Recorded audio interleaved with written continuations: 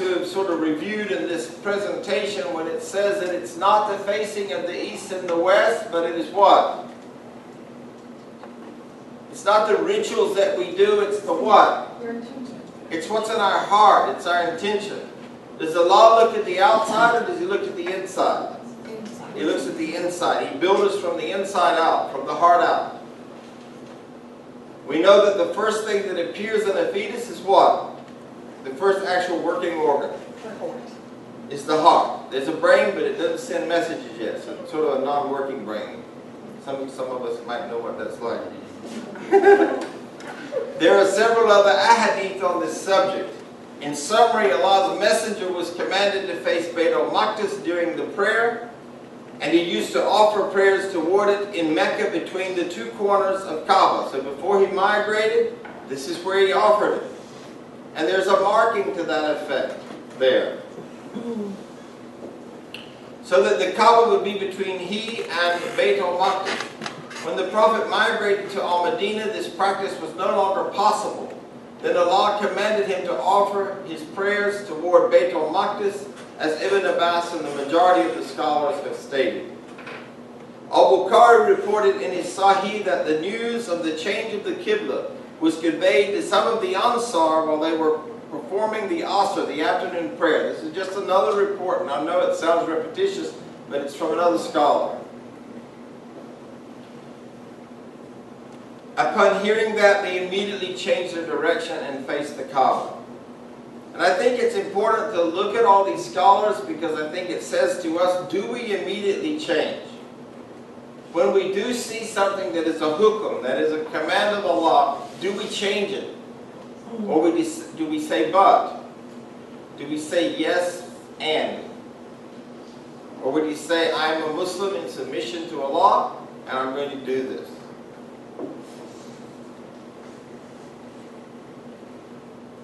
It is reported in the Sahihan, Al-Bukhari and Muslim, that Ibn Umar narrated while the people were in Kuba Masjid performing the Fajr, the dawn prayer, a man came and said, a part of the Quran was revealed tonight. Now, what was this? What is this called when something changes in the Quran? Abrogation. It's called an abrogation, and the Arabic word for that is nasakh, right? Wahi. Wahi means just inspiration. But this, the abrogation, when something is actually changed, is called an abrogation or nasakh. Okay? I want you to know that. Because you're going to see this, inshallah, in the class, but this was the first abrogation in the Holy Quran. The first thing that actually changed. So a part of the Quran was revealed tonight to Allah's messenger, and he was commanded to face the Kaaba. Therefore, face the Kaaba. They were facing Asham, so they turned toward the Kaaba. These ahadith prove that the nasikh, a text that abrogates a previous text, only applies after one acquires knowledge of it. And this is what I was saying earlier. If you do not know something, you are not responsible. Sometimes when I teach the prayer class, and I've been a Muslim now in 2017, 30 years. We're 15. In June of 2017, it'll be 30 years for me. 28 years. Every time I teach the prayer class, I find something in my prayer that's not correct. And the Prophet Muhammad ﷺ said he spent his lifetime perfecting his prayer.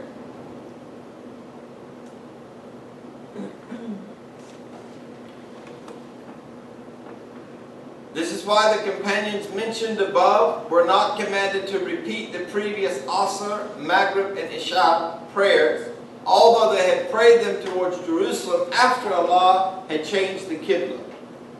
Of course, Allahu A'lam, Allah knows best.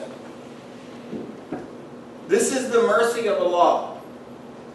Just because you know something doesn't mean that somebody else knows it.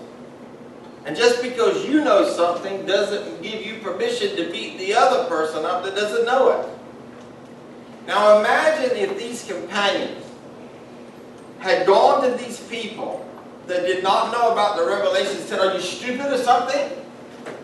Astaghfirullah thee. Don't you know that a revelation came?" Well, I'm trying to show you what they did versus what people are doing today. And both the people that have re-embraced or reattached to Islam, that have detached, and those of us who are reverts, every single one of us have had one of those experiences where we were ignorant in innocence about something, but we were castigated in front of the majority. Is anyone an exception to that rule in here? You've never been criticized in the masjid. MashaAllah, well, you are blessed, my brother. You are the first revert I've ever met that has said that. Pardon me? Brother Malik has never been corrected.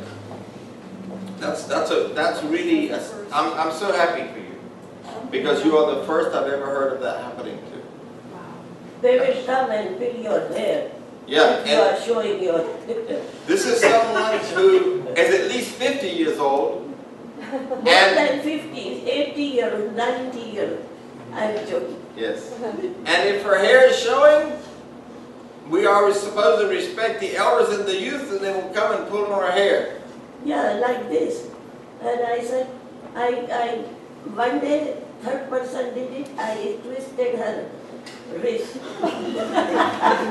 I was so mad. God gave me so much strength. I put her hand and twisted. Yes. I am actually propagating non-violence. I'm a total propagator of passive way of dealing with these This things. was a lesson for other people. After that, nobody touched She me. never touched you again, right? Yeah, I told them, don't ever touch me again. Oh. And whole class was, whole masjid was looking at me, what she did. They all ran out. They were scared No, to they touch did you, not. though. But they did not dare to touch me again. So, when the change of Qibla to Kaaba in Mecca occurred, those inflicted with hypocrisy and mistrust and the disbelieving Jews both were led astray from the right guidance and fell into confusion. Is that up there? Yes, I'm waiting right here.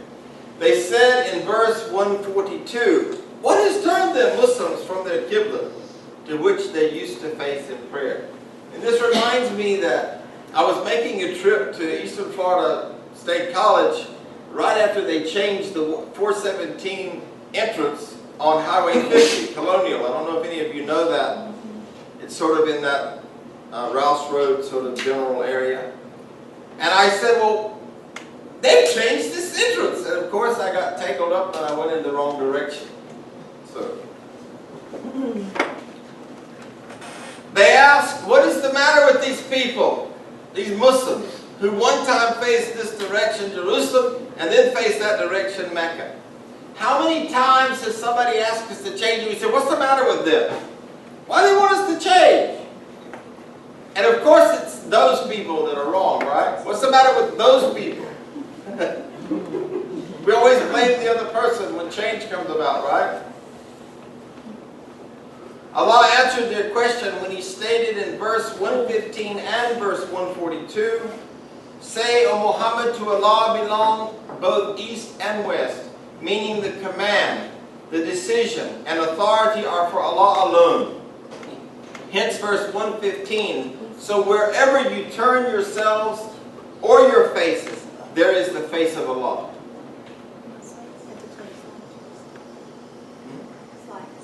Oh, let's see, that is this one. "And He is high above, over His throne." And let's look at chapter 2 and verse 177. "It is not albir, it is not piety and righteousness, that you turn your faces toward east or west in prayers, but albir is the one who believes in Allah." So it's not in these rituals. Am I saying something wrong, Lisa? Albir. Albir. Yeah. Okay. I made it sound like a Budweiser, didn't I? That was totally more like intentional. All right. So I need to change some of my pronunciations, I guess. I'm okay. It's all good. So it's not in the rituals, it's in the obedience, it's in the belief. I believe that Allah said it, and therefore that settles it. I'm now going to do it. The statement means the best act is to adhere to Allah's command. Hence, wherever He commands us to face, we should face. Also, since obedience requires implementing Allah's commands, if He commands us every day to face different places, we are His servants and under His disposal. And we face whatever He orders us to face. And I think that that is so deep. Because it's not only that we face wherever He orders us to face, but we do whatever He orders us to do. Certainly, Allah's care and kindness towards His servants and messenger, Muhammad sallallahu alaihi wasallam, and certainly His ummah, Muslim nation, is profoundly great. Allah has guided them to the Qibla of Prophet Ibrahim alayhi salam, Allah's Khalil, His friend, intimate friend. He has commanded them to face the Kaaba, the most honorable house of worship on the face of the earth, which was built by Ibrahim al-Khalil in the name of Allah, the one without a partner. And that is why Allah subhanahu wa ta'ala said afterwards, in verse 42, say, O Muhammad, to Allah belong both east and west. He guides whom He wills to the straight way. Imam Ahmad reported that Aisha radiallahu anhu, the Prophet's wife, said that Allah's Messenger said about the people of the Scripture, the Jews and the Christians of that day and that era, they do not envy us for a matter more than they envy us for Jummah, Friday, to which Allah has guided us, from which they were led astray. For the true Qibla, to which Allah has directed us, and from which they were led astray, and for our saying Ameen behind the Imam, the leader of the prayers. Now, there is a great misnomer out there that people believe that the day of worship for Jews is Friday. It is not. Just like our religion starts at sunset, all of the days in the Jewish calendar does. So we know that their holy night comes before their day. So Friday at sunset is the beginning of the day, because day becomes before night. And then the next day, Saturday, is their holy day. Shabbat.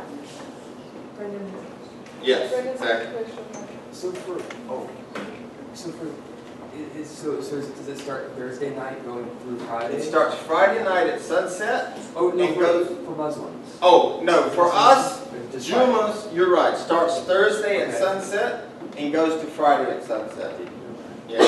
And actually, if you talk to biblical scholars, in the Eastern world at the time of Isa alayhi salam, Jesus Christ, the same thing. Everything began at sunset. Okay. That's when even the calendar began then.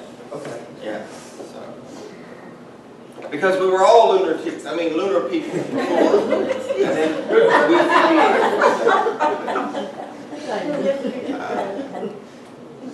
Slip of tongue.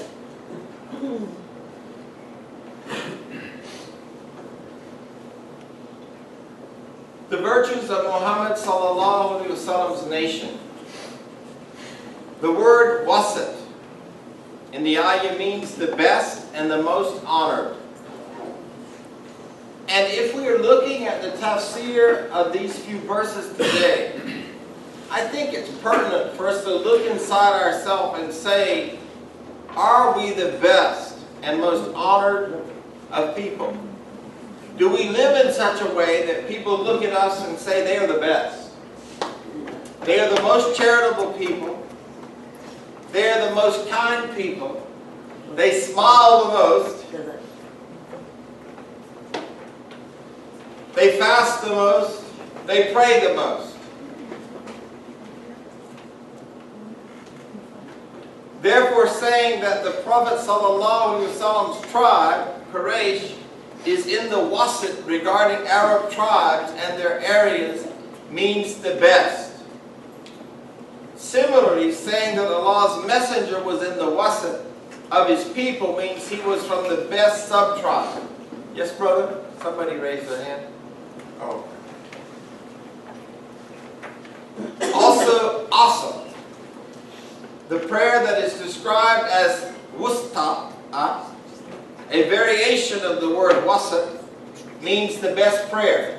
Now sometimes this is confused in the Ummah, and people sometimes argue that it is Maghrib.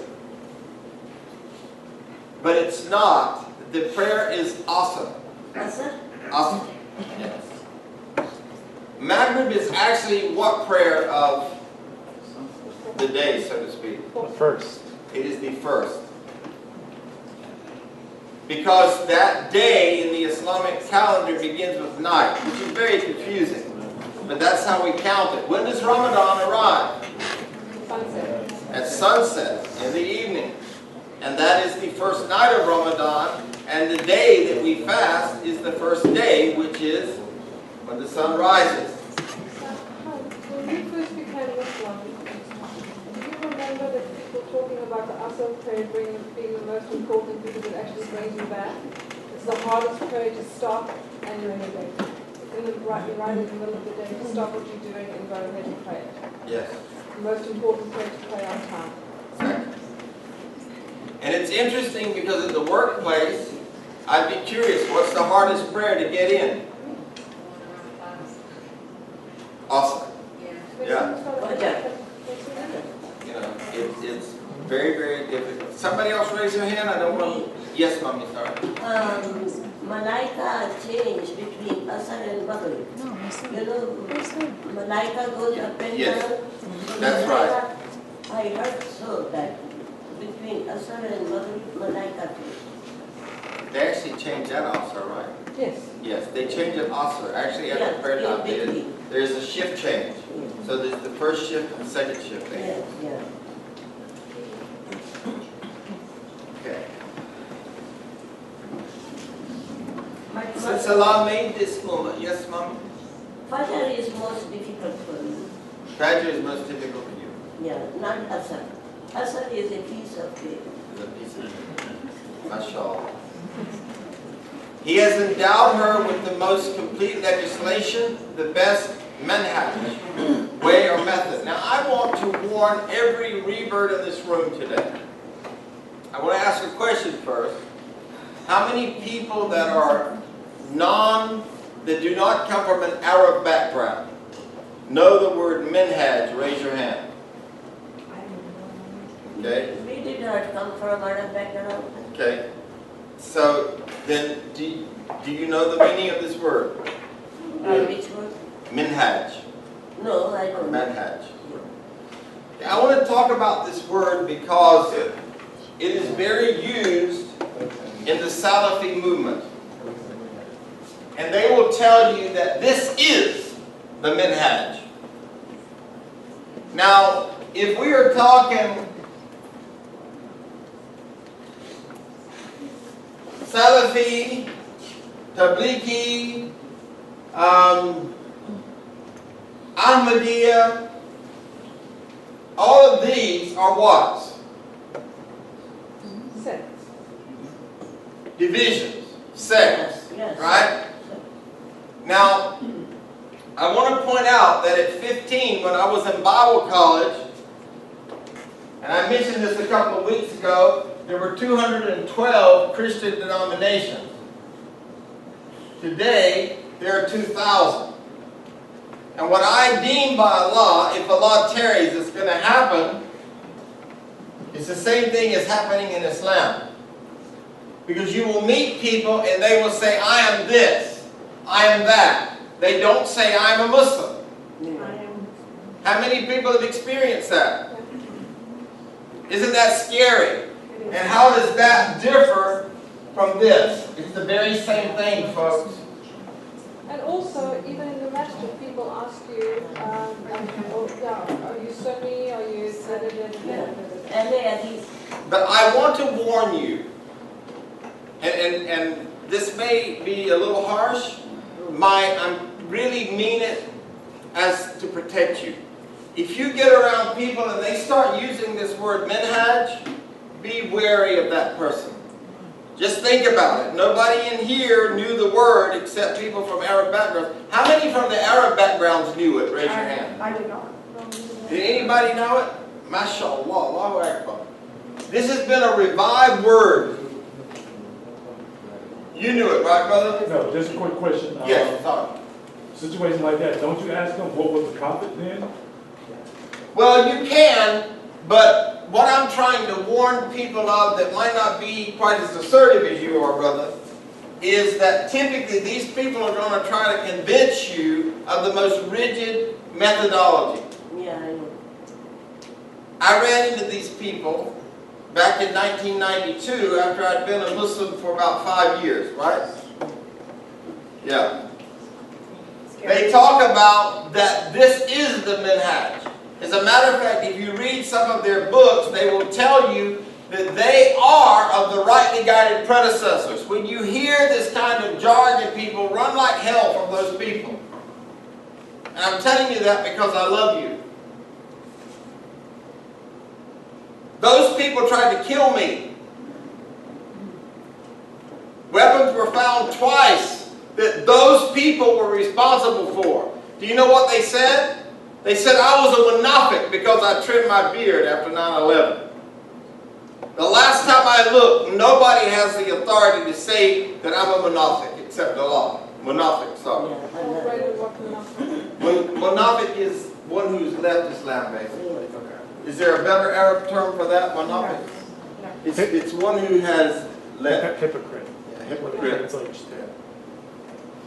Yes, sister. So what is minhaj? Minhaj means way or methodology. Yeah.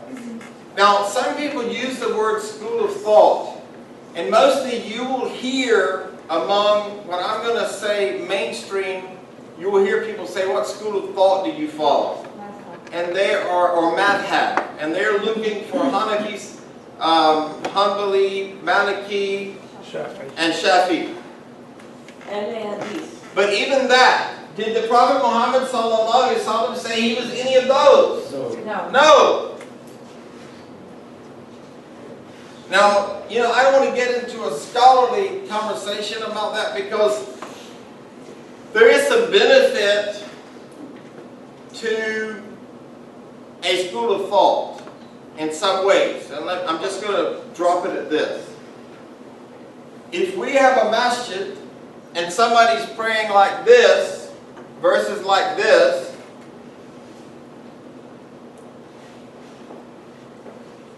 it might be important for someone to be able to say, well, they're Hanafi and they're Shafi.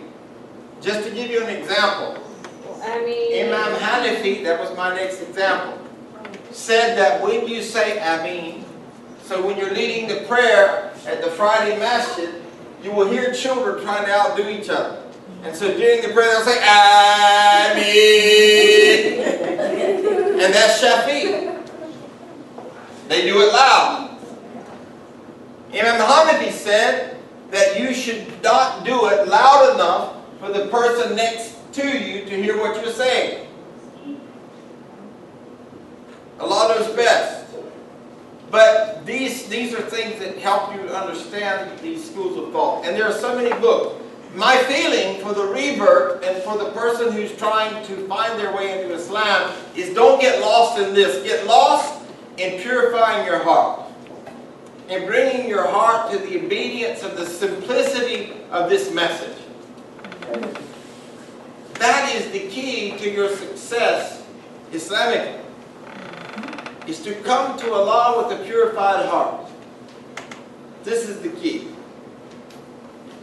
So, yes, the day. The hadith of the day today talked about Abu Hurairah radiallahu anhu reported the Messenger of Allah sallallahu alaihi wasallam said, there are angels who take turns in visiting you by night and by day, and they all assemble at the dawn, Fajr, and at the afternoon, Asr prayers. Those who have spent the night with you ascend to the heaven, and their Rabb, which is the Lord, who knows better about them, asks, in what condition did you leave my slaves? They replied, we left them while they were performing Salah, the prayer, and we went to them while they were performing Salah. So the Fajr and the Asr, and this is in Sahih Bukhari and Muslim. Okay. Alhamdulillah. So think about think about that. That if you're not praying during the shift change, what are the angels going to report about you? Late. 75% off. Because most professors, if you don't get to class on time, what do? You're absent. They close the door, and you get marked absent. Allahu Alam. I think Allah is more merciful. However, it is something to think about, that when you go to pray, Fajr and Asr, this is the time that the angels are changing shifts, and they are going to be asked, how did you leave my servant? And they can say, I didn't see them. I think they were under the covers. So, Allah said in Surah 22 and 78, He has chosen you to convey His message of Islamic monotheism to mankind, and has not laid upon you in religion any hardships. I want you in your heart to highlight and bold and italicize and underline this. He has not laid upon you in religion any hardships. So religion should not be where you have hardships.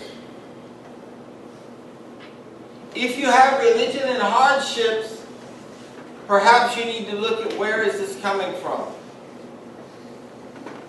Perhaps you are taking the most rigid approach, the most stringent fatwa. It is the religion of your father Ibrahim. It is He, Allah, who has named you Muslims, both before and in this Quran, that the message of Muhammad sallallahu alaihi wasallam may be a witness over you, and you be witnesses over mankind. Moreover, Imam Ahmad reported that Abu Sa'id narrated Allah's Messenger sallallahu alaihi wasallam said, Noah will be called on the day of resurrection and will be asked, have you conveyed the message? He will say, yes. His people will be summoned and asked, has Noah conveyed the message to you? They will say, no order came to us and no one prophet was sent to us. Noah alayhi salam will be asked, who testifies for you? He will say, Muhammad sallallahu alayhi wasallam and his ummah. And this is recorded in Ahmad. Now, one of the powerful things about this is that as a Muslim, we are so convicted and so convinced of the Holy Quran and the truth of that Holy Quran that if it says it, we can testify to it. Now, nobody in this room ever saw Noah alayhi salam. If I remember correctly, he lived for 950 years. But we believe it. But we can testify to it because it came from divine revelation, which is the truth, the haqq. Yes. Is that true? Yes, that was true. That he lived 950 years. That is why Allah said in verse 143, thus we have made you a wasit nation. The Prophet ﷺ said, the wasit means the adl, the just. One of the things that makes people safe is when they are with people of justice, people of equality. Are we just with our children? Are we just with our wife? Are we just with our fellow man? Are we just with our brothers and sisters in Islam? You will be summoned to testify that Noah has conveyed his message, and I will attest to your testimony. And this is so beautiful, the hadith. I believe I'm getting there. I am. This was also recorded by Al-Bukhari, At-Tirmidhi, An-Nisa, and Ibn Majah. Imam Ahmed also reported that Abu Sa'id Khudri narrated Allah's messenger said the Prophet would come on the day of resurrection with 2 or more people, his only following. And his people would also be summoned and asked, has he, their Prophet, conveyed the message to you? They would say no. He would be asked, have you conveyed the message to your people? He would say yes. He would be asked, who testifies for you? He would say, Muhammad sallallahu alaihi wasallam and his ummah. Muhammad and his ummah would then be summoned and asked, has he conveyed the message to his people? They would say yes. They would be asked, who told you that? They would say, our Prophet Muhammad sallallahu alaihi wasallam came to us and told us that the messengers have conveyed their messages. Imagine having that kind of faith that you would say, Noah came because my Muhammad sallallahu alaihi wasallam told me that. That's the simplified version of this rather complex hadith. Because a lot of us would say, well, that's what the Quran says. Yeah. But with conviction, we can actually say, yes. Noah came, Salih came, Lut came, Yahya came. Isa alayhi salam came and he's coming back. None of us saw it. But Allah said it. Our messenger said it in divine revelation. And therefore we can testify to that fact. Hence Allah's statement, thus we have made you a wasit nation. He said, meaning the idol. Idol. But then continued reciting the ayah 143, thus we have made you a just and the best nation, that you be witnesses over mankind, and the messenger Muhammad sallallahu alaihi wasallam be a witness over you. This is found in Ahmed. How many people want somebody to witness in a trial that you're involved with in court that's not trustworthy? You know, we've gotten away from this and being a wali for a woman who's getting married is a responsibility. It's not an ego trip. It means that you are looking out. You're like her guarantor. You are looking out for her best interest.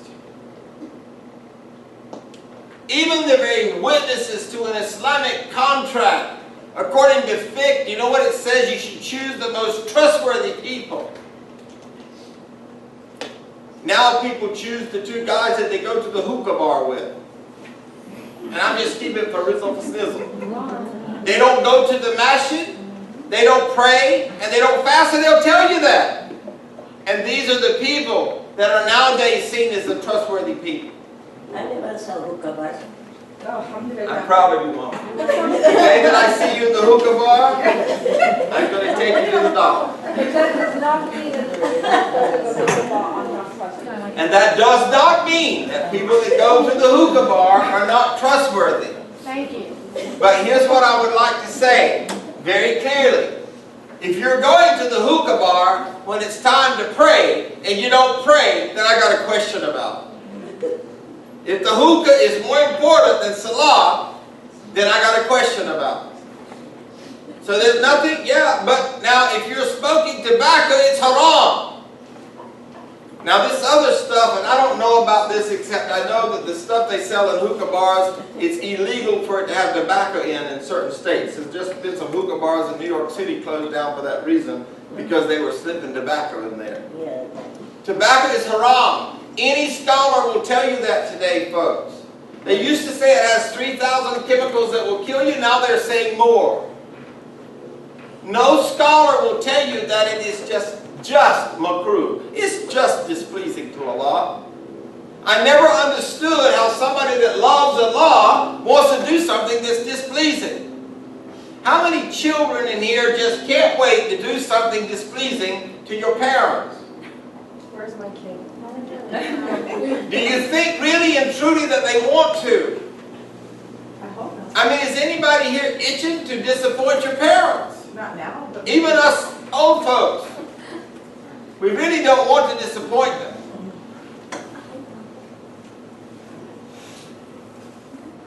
Enough about the hookah.